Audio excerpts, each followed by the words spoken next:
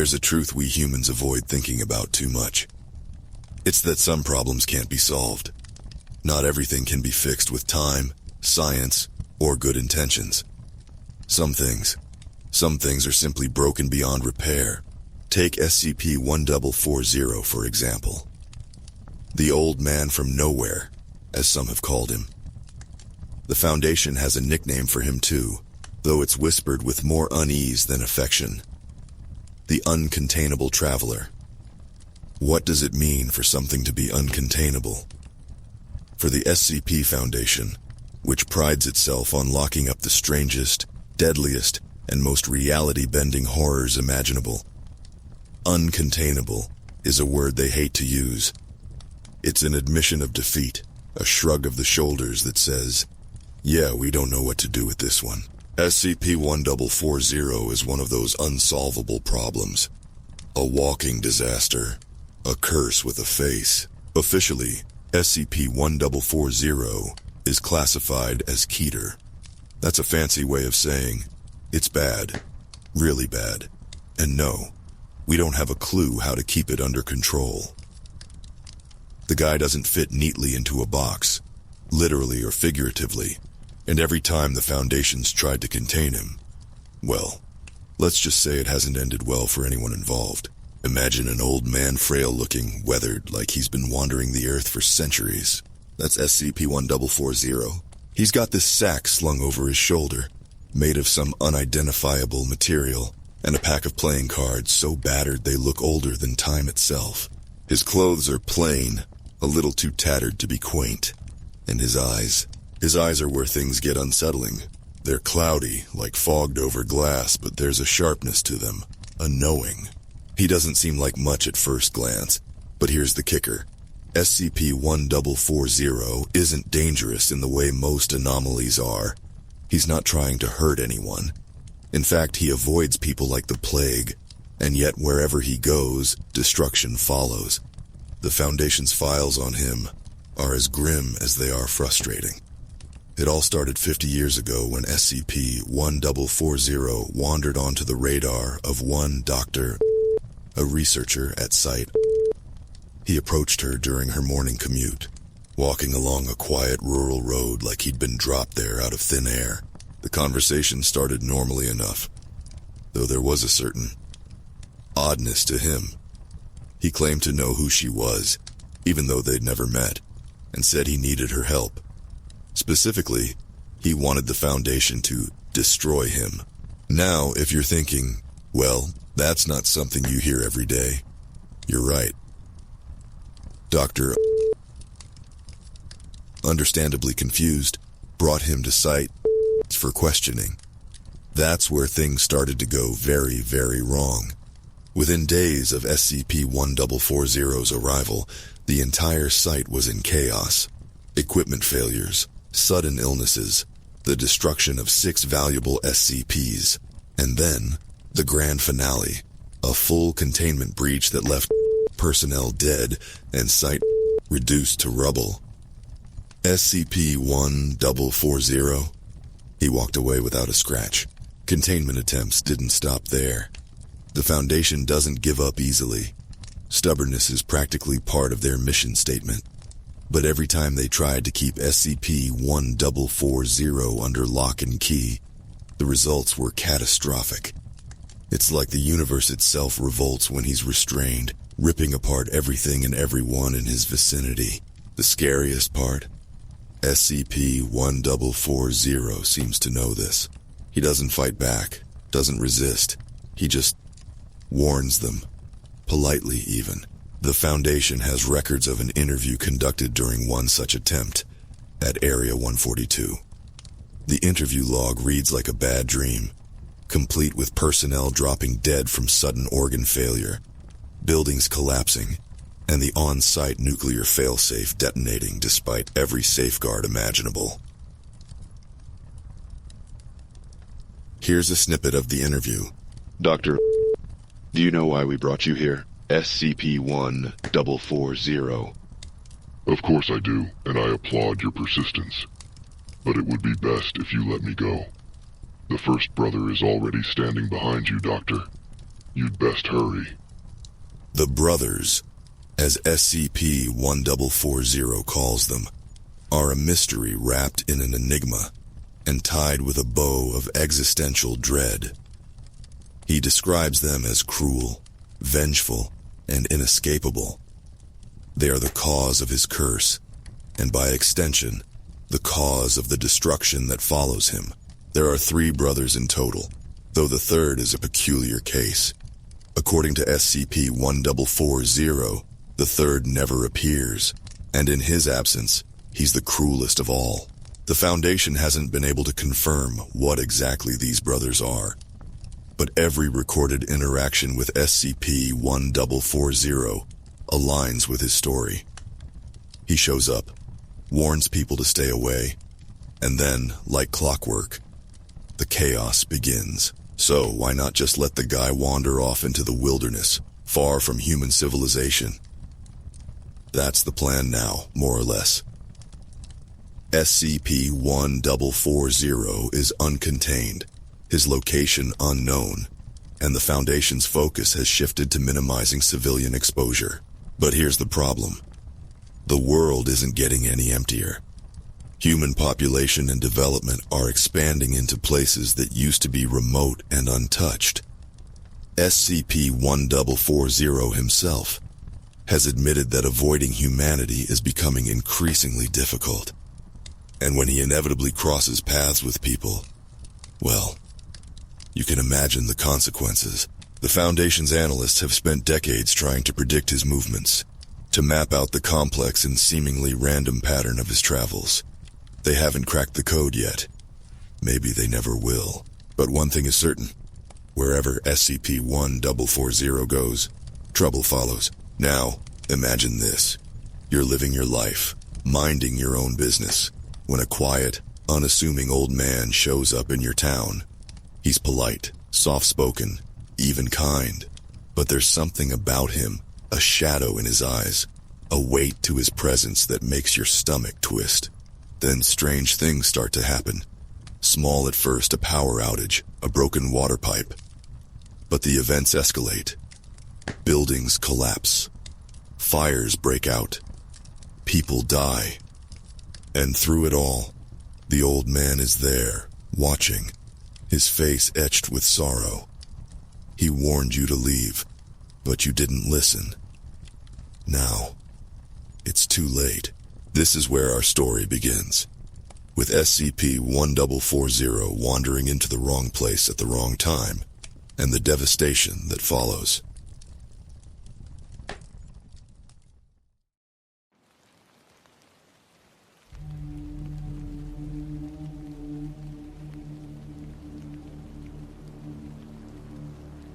The diesel engine growled beneath the hood of the rusted pickup truck as Olivia turned onto the gravel road leading to her grandfather's remote cabin.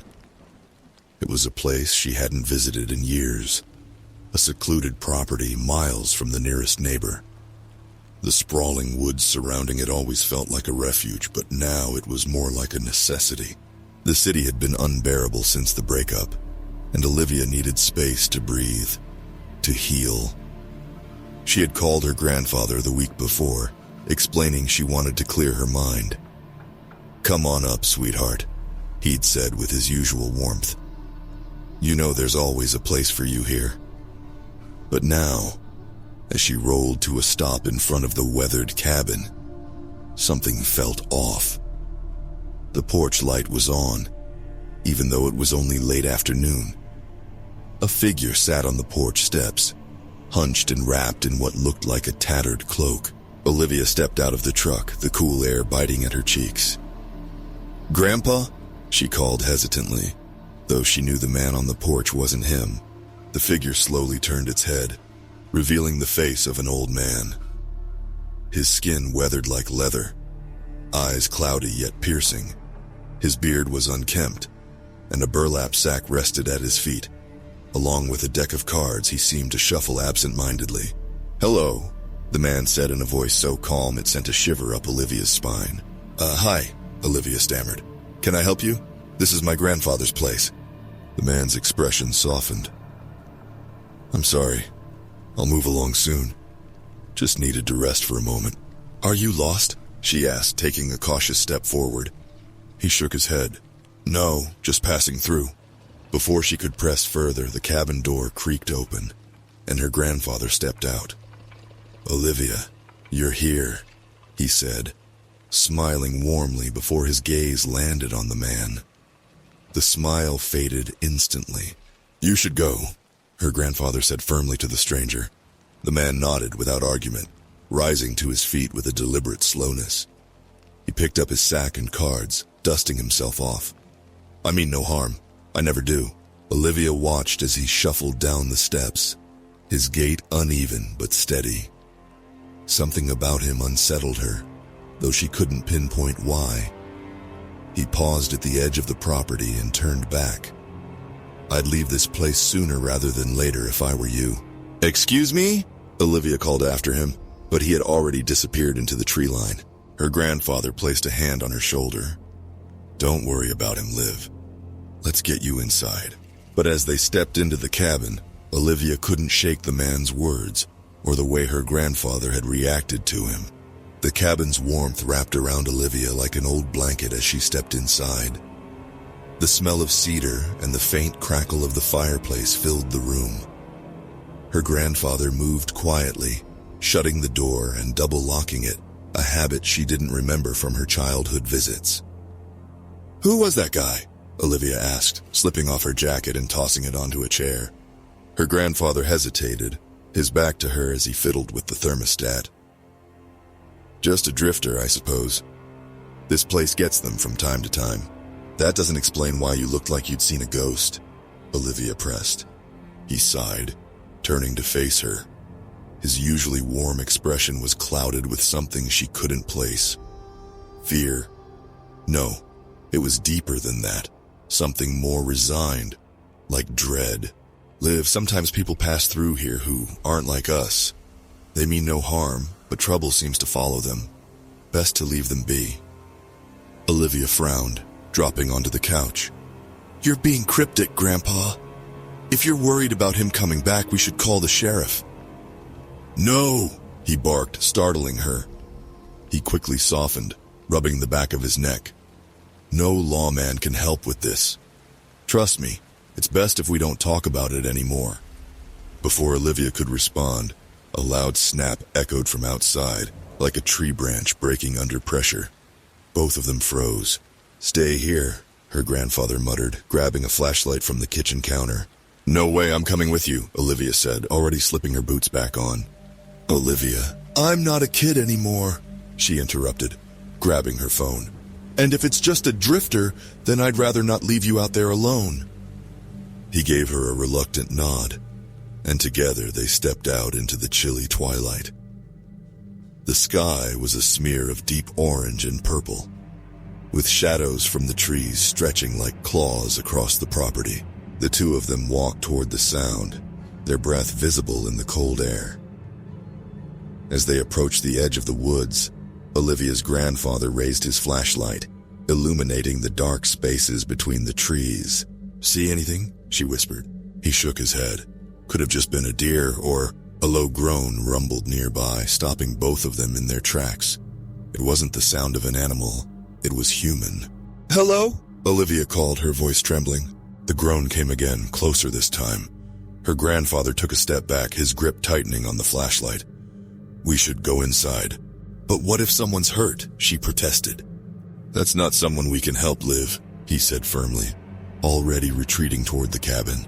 She hesitated, staring into the shadows.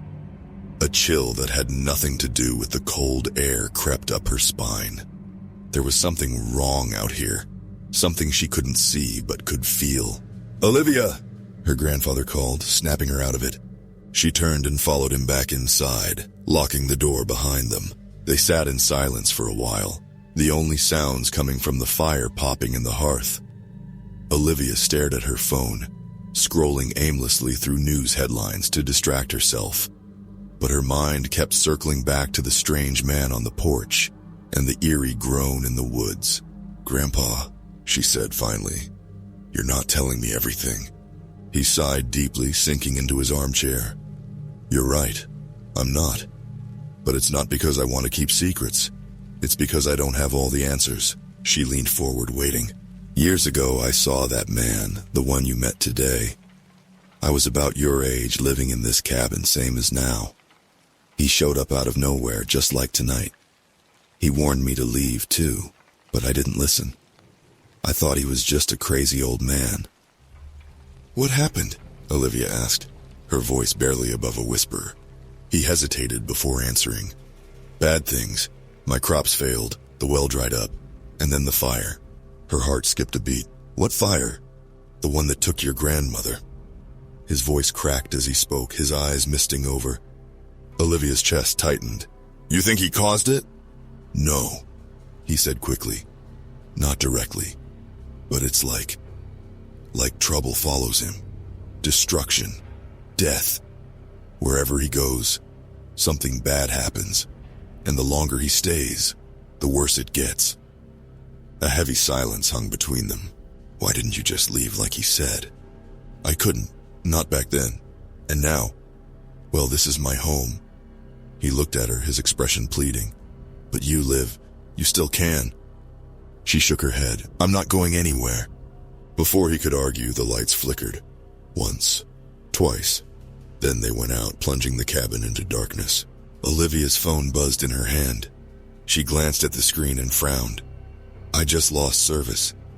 Her grandfather stood and grabbed a lantern from the shelf. Stay close to me. Outside, the groaning sound came again, louder this time and unmistakably close. The lantern's flickering light cast long, trembling shadows across the cabin walls as Olivia and her grandfather stood frozen, listening.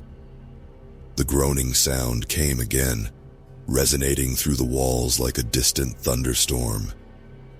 But it wasn't thunder. It was too human. Her grandfather whispered, Whatever happens, you stay behind me, you hear? Olivia nodded, gripping her phone tightly even though it was useless without a signal. Her heart pounded as they moved toward the front door. Each creak of the floorboard seemed deafening in the suffocating silence. The sound came again, this time accompanied by something new.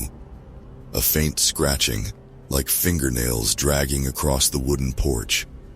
Her grandfather stopped just short of the door, his grip on the lantern tightening. He whispered, It's too soon. He shouldn't still be here. What do you mean? Olivia whispered back. But before he could answer, there was a loud bang against the door, as if something heavy had slammed into it. The impact made Olivia jump, and she nearly dropped her phone. Her grandfather stepped forward, holding the lantern high. Who's there? No answer came, only silence. He slowly reached for the doorknob, but Olivia grabbed his arm. What are you doing? Don't open it. If it's him, we need to know, he said grimly. And if it's something else. He didn't finish the thought. With a deep breath, he turned the knob and pulled the door open. The icy wind rushed in, carrying with it the scent of damp earth and decay. The porch was empty, but the lantern's light revealed deep gouges in the wood scratches that hadn't been there earlier. Hello? He called into the night. Olivia's gaze swept the yard, her stomach twisting into knots. The trees swayed in the wind, their branches reaching like skeletal fingers, but there was no sign of the old man or anyone else. Maybe it was an animal, she offered, though she didn't believe it. Her grandfather didn't respond. His eyes were fixed on the edge of the woods where the shadows seemed darker than they should have been. After a long pause, he closed the door and locked it again. Back inside, Olivia paced the living room, her anxiety bubbling over. This doesn't make sense. If he's dangerous, why didn't you make him leave when you saw him earlier? Her grandfather sat down heavily in his chair, his face lined with worry. I told you, Liv. He's not like us. He's not normal. Forcing him to leave won't make a difference. He doesn't stay because he wants to. He stays because he has to. That's not an answer, Olivia snapped. He ran a hand through his thinning hair. I don't have all the answers. All I know is that wherever he goes, bad things happen. He warned me once, just like he warned us tonight. And I didn't listen. Olivia stopped pacing and turned to him. What if we can make him leave?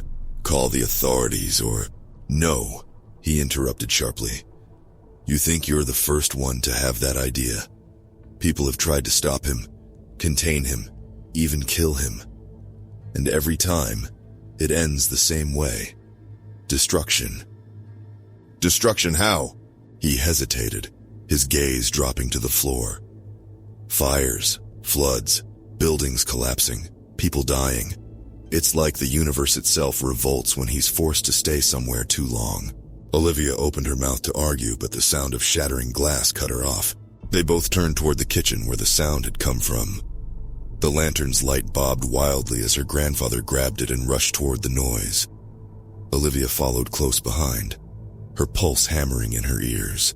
The window above the sink was shattered, jagged shards of glass glinting on the counter. The wind whistled through the opening, making the curtains flutter like restless ghosts. Stay back, her grandfather warned, holding the lantern up to inspect the damage. Olivia peered over his shoulder and her blood ran cold. There, lying in the middle of the floor, was a single playing card. The card's edges were frayed and worn, and the face was faded, but she could still make it out. The King of Spades. Her grandfather's breath hitched. It's starting. What's starting? Olivia demanded, her voice shaking. But before he could answer, the lights flickered back on. The sudden brightness was blinding, and Olivia shielded her eyes. When she lowered her hand, she saw something that made her heart stop. Standing in the middle of the living room was the old man, his tattered cloak billowing slightly as if caught in an unseen breeze. He held his burlap sack in one hand and shuffled his worn deck of cards with the other. I warned you, he said softly, his voice heavy with sorrow. Her grandfather stepped forward, placing himself between Olivia and the man. Please just go. We've done nothing to you. The old man shook his head. It's not about you. It never is. The brothers are already here. I can feel them. The brothers? Olivia asked, her voice barely a whisper. He turned to her, his cloudy eyes meeting hers. You'll understand soon enough, but for now I suggest you pray. The lights flickered again, and when they steadied, the old man was gone. The cabin was still, save for the sound of Olivia's labored breathing. Her grandfather set the lantern on the table, his trembling hands betraying the calm he tried to project. He's gone, Olivia whispered, staring at the spot where the old man had stood just seconds ago. Her grandfather shook his head. No, Liv, he's not gone. Not really. Before she could respond, the air in the room grew heavy, oppressive, as though the very walls were closing in. Olivia's ears popped and she winced, clutching the side of her head. Do you feel that? She asked, her voice tight with panic. Her grandfather nodded grimly. They're here. The brothers? Yeah. He grabbed her by the arm, his grip surprisingly firm. We need to leave, now. Olivia didn't argue. She grabbed her jacket and followed him to the door.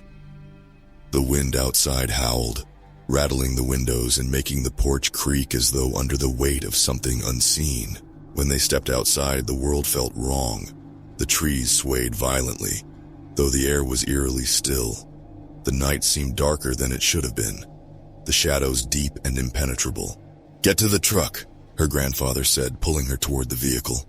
But as they reached the driveway, Olivia froze. Her truck's tires were shredded, long gashes cutting through the rubber as though they'd been clawed by some massive beast. The hood was dented, the windshield shattered, and the side mirror dangled by a single wire. No, she whispered, her voice trembling. What? What did this?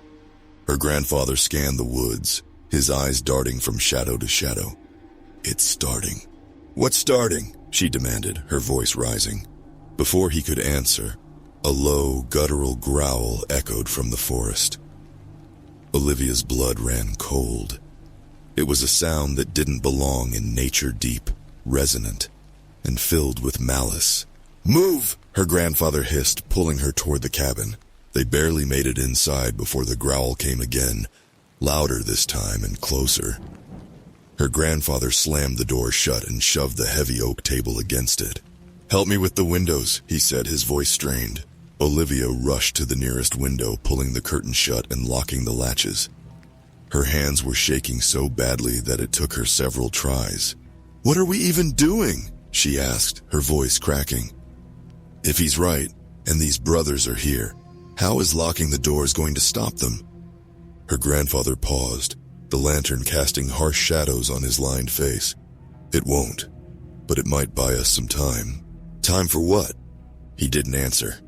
Instead, he moved to the fireplace and pulled a rifle from the mantel. Olivia blinked at it. She'd never seen him so much as swat a fly, let alone wield a weapon. "What are you going to do with that?" "Protect you," he said simply. The growl came again, this time accompanied by a sound that made Olivia's stomach churn, a wet, tearing noise, like flesh being pulled apart. "Don't look outside," her grandfather warned, but it was too late. Olivia's curiosity got the better of her and she peeked through the curtains. At first, she saw nothing but the swaying trees.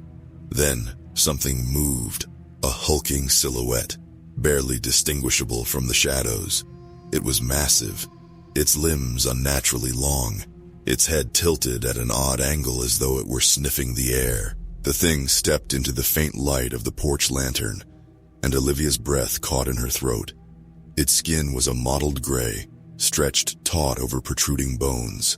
Its eyes glowed faintly, like embers, and its mouth, oh God. Its mouth was filled with jagged, uneven teeth, glistening with something dark and wet.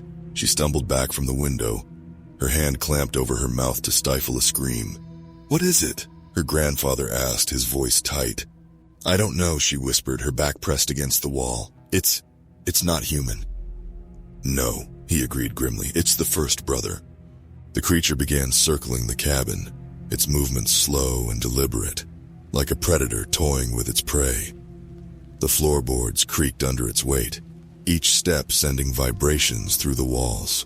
"Why is it doing this?" Olivia asked, her voice trembling. Her grandfather loaded the rifle with shaking hands. "Because it can. They don't just destroy, they make you feel it first." A loud crash came from the back of the cabin and Olivia jumped. "It's trying to get in!" Her grandfather nodded. "They always do." The crash came again, followed by the sound of splintering wood. Olivia clung to the lantern, her knuckles white. "What do we do?" "We make a stand," he said, raising the rifle. As the creature's growls grew louder, Olivia realized something chilling. This wasn't just about survival. Whatever was happening tonight, it wasn't going to end with sunrise. The cabin shuddered as the crashes grew louder, each one shaking the walls and sending dust falling from the rafters. Olivia clutched the lantern, her pulse hammering so loudly in her ears she thought her chest might explode. Her grandfather stood near the door, the rifle braced against his shoulder. His face was pale but resolute. "Liv, whatever happens, you stay behind me. Do you understand?" She nodded mutely, unable to find her voice. The first brother's growls rose in intensity, guttural and wet, echoing as if the creature were both outside and inside at once. Suddenly, there was a deafening crack, and the cabin's rear door splintered open. "Go!" her grandfather shouted, motioning her toward the far side of the room. Olivia scrambled away, flattening herself against the far wall. From her position, she had a clear view of the back doorway, where the first brother now stood. It was even more monstrous in the light. Its body seemed to shift and ripple, as if struggling to maintain a physical form. Its elongated limbs stretched unnaturally, clawed hands dragging against the walls.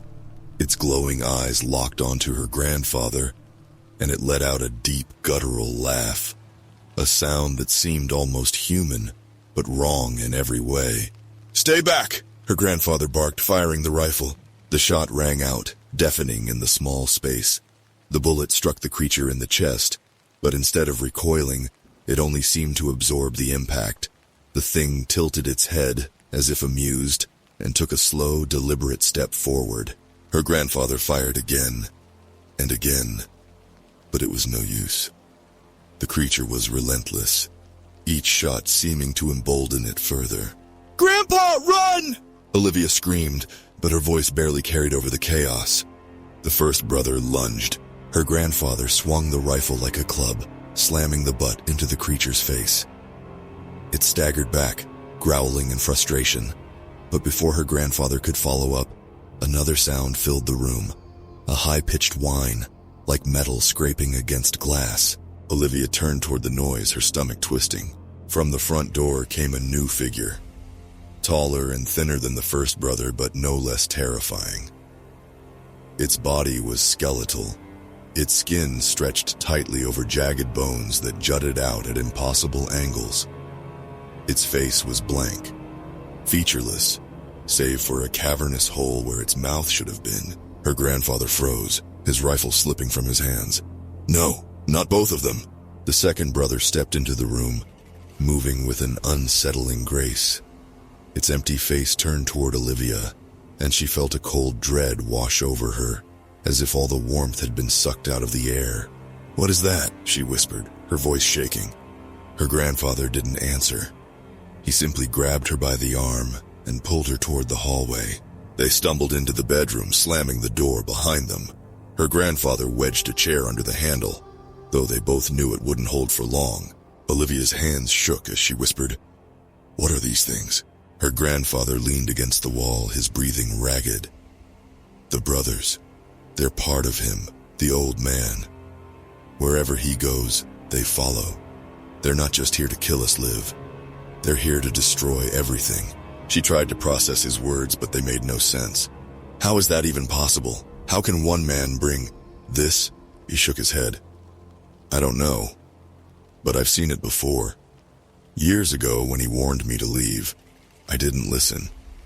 By the time I realized he wasn't just some crazy drifter, it was too late." "What happened?" she asked, though she wasn't sure she wanted to know. He hesitated before answering. "The first time, it was a fire. The second time, the ground opened up like it was alive, swallowing everything: trees, buildings, people. It's not just the brothers. It's like the universe itself conspires to tear everything apart when they're here." Olivia felt a cold sweat break out across her skin. "And now it's happening again." He nodded grimly. "We can't stop them, Liv. The only thing we can do is run." The door rattled violently, and the chair under the handle cracked. Olivia backed away, her heart pounding. "What do we do?" she whispered. Her grandfather grabbed a small bag from under the bed, a survival pack he must have prepared long ago. "There's a hatch under the floorboards near the dresser. It leads to the root cellar. Go. Now." She hesitated, staring at him.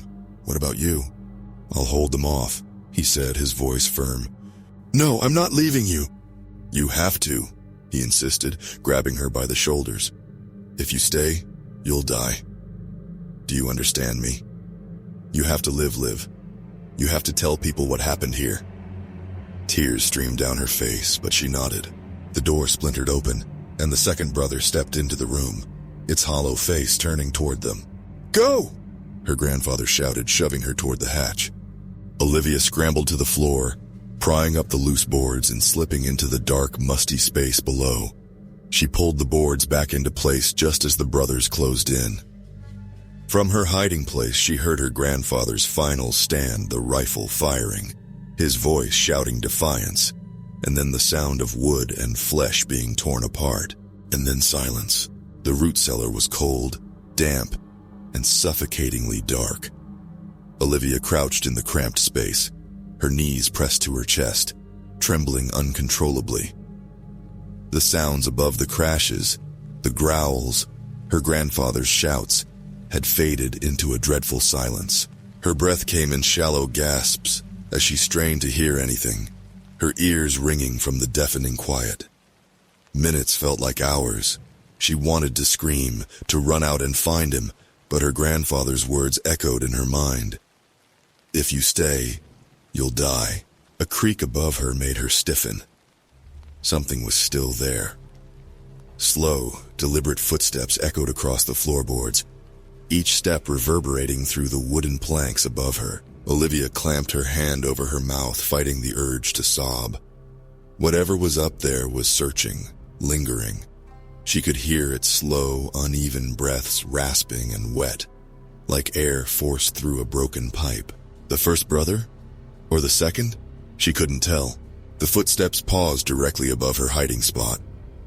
Her heart stopped as she imagined claws ripping through the boards, dragging her out into the dark. But then, after a moment that stretched unbearably long, the steps continued, retreating toward the other side of the cabin.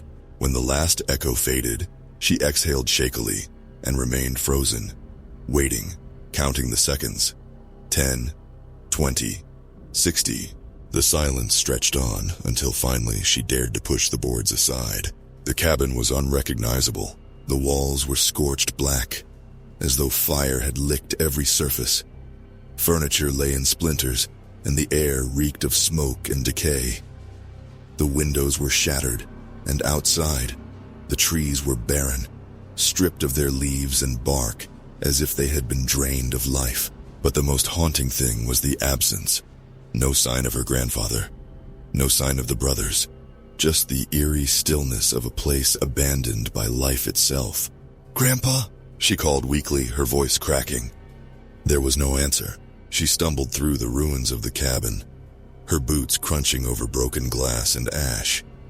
She found the rifle, twisted and bent as though it had been crushed by an enormous force. But no trace of her grandfather remained. Her chest tightened as she stared at the destruction, the hopelessness of it sinking in. He had known this would happen. He'd known and stayed behind to give her a chance. Tears blurred her vision as she stepped onto the porch. The woods stretched out before her, bleak and lifeless. For a moment she considered running, just picking a direction and going as far and fast as she could. But before she could move, she saw him, the old man. He stood at the edge of the woods, his tattered cloak billowing gently in a wind she couldn't feel. His burlap sack was slung over one shoulder, and his cards hung loosely in his other hand. "You," she said, her voice hoarse. She stumbled down the porch steps toward him. "What happened? What did you do?" He didn't respond, his cloudy eyes fixed on her with a sorrowful intensity. "Answer me!" she screamed, her voice breaking. "Where's my grandfather? What were those things?" "They are my curse," he said softly. His voice wasn't angry or defensive. It was tired, resigned. Olivia stopped a few feet away, trembling with rage and fear. "Your curse? You're the reason this happened. You brought them here." He nodded slowly. "I did, and for that I am sorry, but it is not by choice." "What does that even mean?" she snapped. "Who are you?" "I am no one," he said simply. "A wanderer, a prisoner. The brothers follow me wherever I go, and destruction follows them. It has always been this way." "Then why come here? Why stay?" He met her gaze, and for a moment she thought she saw something like guilt in his expression. "I am compelled. I do not choose my path, it is chosen for me." Olivia shook her head, tears streaming down her face. "You could have warned us. You could have—" "I did warn you," he interrupted gently. "But no warning is ever enough, not when the brothers have already arrived." She stared at him, her chest heaving with grief and anger. "There has to be a way to stop this, to stop you." "If there is," he said, "I have yet to find it." Her fists clenched at her sides. "Then why are you still alive? Why don't you just die?" He finished for her. "I've tried, many times, but death is not so kind as to take me. Not while the third brother refuses to appear." Her brow furrowed. "The third brother?" He nodded. "The cruelest of them all. His absence is the reason I still walk this earth, and the reason I continue to bring ruin wherever I go." "What does he want from you?" she asked. The old man sighed deeply. "To claim his prize, to finish what his brothers started." Before she could press him further, he took a step back, his form already fading into the shadows. "Wait!" Olivia called, but it was too late. He was gone, leaving her alone in the lifeless woods. As she stood there, a chilling realization crept over her. The brothers might have left, but their presence lingered. The destruction they had wrought was only the beginning, and somewhere out there the third brother was waiting. The days after the brothers' attack passed in a blur for Olivia. She wandered aimlessly through the barren woods, searching for any sign of her grandfather, or even a glimmer of life among the ruins. But the land was dead silent and empty. Eventually she found the highway. A passing trucker picked her up, his face pale as he listened to her broken account of what had happened. "You're lucky to be alive," he muttered, shaking his head. But Olivia didn't feel lucky. She felt cursed. Weeks later, she sat in a motel room on the outskirts of a nameless town, her fingers tapping restlessly against the table. She hadn't been able to sleep, not really, since that night. Every creak of the floorboards, every gust of wind, felt like a warning. She tried to go back to her old life, but the memories of the brothers haunted her. Every shadow seemed to stretch too far. Every stranger's face held a hint of that same eerie hollowness. And then there was the old man, SCP-1440. His words echoed in her mind, a puzzle she couldn't stop trying to solve. "The third brother never appears. In that he is crueler than the others." What did it mean? If the third brother was the key to ending the curse, why did he refuse to come? And if he wouldn't appear for the old man, what would it take to draw him out? She leaned back in her chair, staring at the single playing card she'd found in the ruins of her grandfather's cabin, the King of Spades. She had kept it with her, a talisman she couldn't bring herself to throw away. Her phone buzzed on the table, pulling her from her thoughts. The screen lit up with an unfamiliar number. Hesitantly, she answered, "Hello? Is this Olivia Clark?" The voice was calm, professional. "Yes, who is this?" "This is Agent Monroe with the SCP Foundation. We need to speak with you about your recent encounter." Olivia froze. "How do you know about that?" "We know more than you think," Monroe said. "And if you want answers, you'll meet us. Check your email for the location." Before she could respond, the line went dead. The meeting took place in a nondescript office building on the outskirts of the city.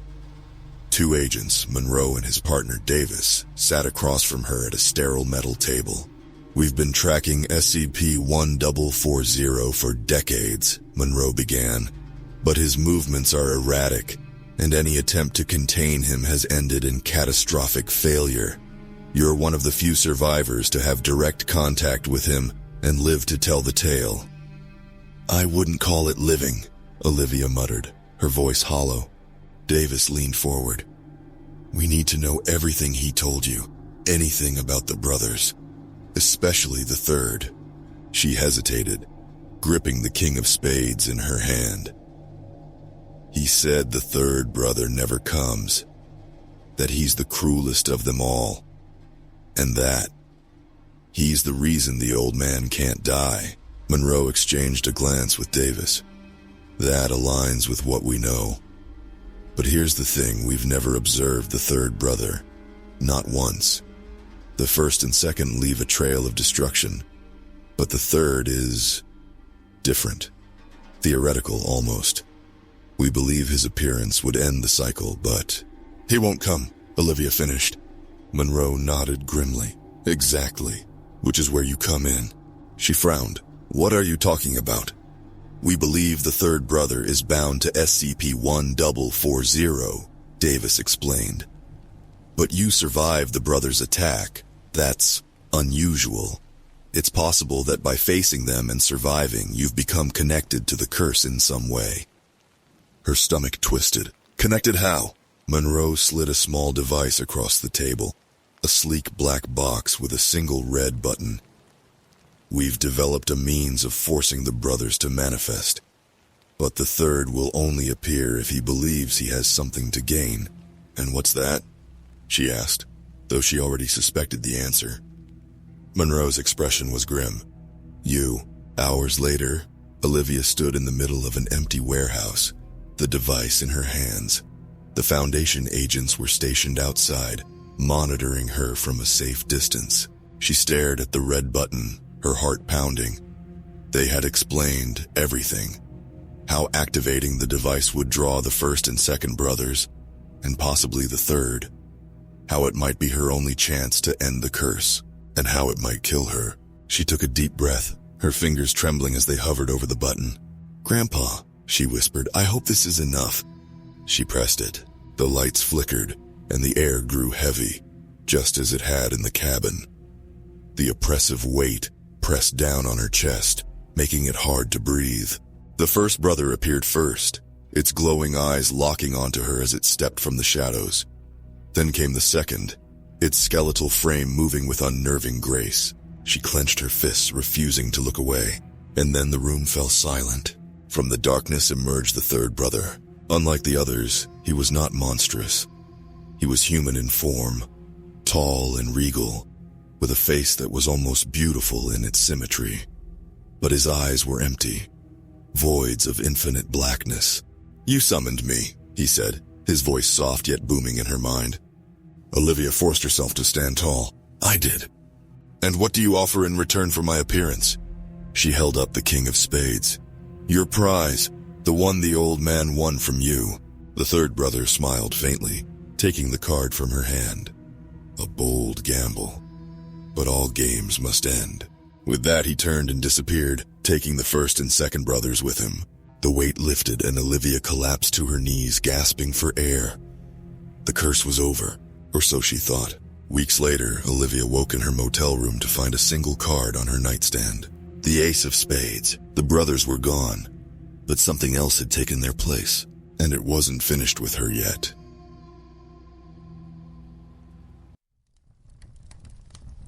SCP-1440, often referred to as the Old Man from Nowhere, has intrigued and puzzled the SCP community for years.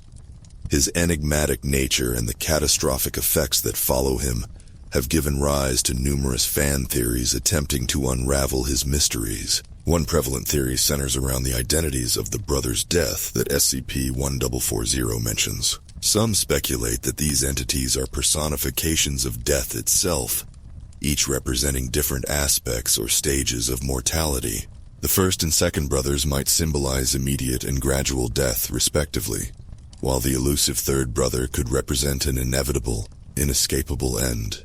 This interpretation aligns with SCP-1440's cryptic warning. Should you choose to challenge death to a game of cards for your life, there is one thing you must never do: win. This suggests that defying death, as SCP-1440 did, leads to dire consequences, embodying the age-old adage that cheating death comes at a significant cost. Another theory delves into the nature of SCP-1440's curse. It's posited that his immortality is not a gift, but a punishment for his hubris in outwitting death. The destruction that surrounds him serves as a constant reminder of his transgression, ensuring he remains isolated and tormented. This perpetual cycle of devastation prevents him from forming connections or finding peace, effectively making his existence a living purgatory.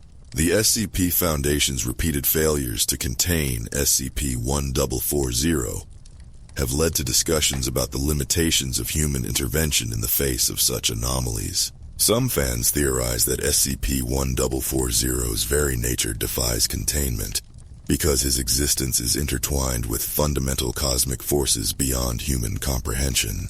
This perspective raises questions about the Foundation's role and the ethical implications of attempting to control entities that personify universal concepts like death and entropy. SCP-1440 remains one of the most enigmatic and tragic figures within the SCP universe. His story serves as a cautionary tale about the perils of hubris and the unintended consequences of defying natural laws. As the Foundation continues to study and monitor him, the broader community engages in discussions and theories, striving to understand the complexities of his existence. If you found this exploration of SCP-1440 intriguing, don't forget to like this video and subscribe to our channel for more deep dives into the mysteries of the SCP Foundation. Share your thoughts and theories in the comments below. We'd love to hear your perspective on this enigmatic anomaly.